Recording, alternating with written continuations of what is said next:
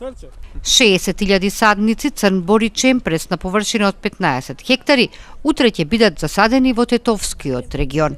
За есенската акција Ден на дрвото, место за пошумување е Рогачевска рудина.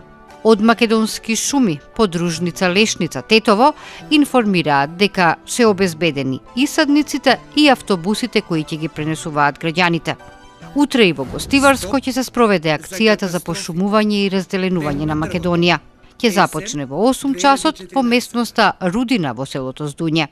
За ова акција предвидени се садници од аризонски чемпрес, од Белбор, Дуглазија, Молика и Кедар, во вкупна количина од 130.000 садници. Организаторот на акцијата предвидува автобусите да се обраќаат на секои 2 часа. Заради поголема масовност, утре институциите нема да работат. Денот ќе биде одработен следната сабота.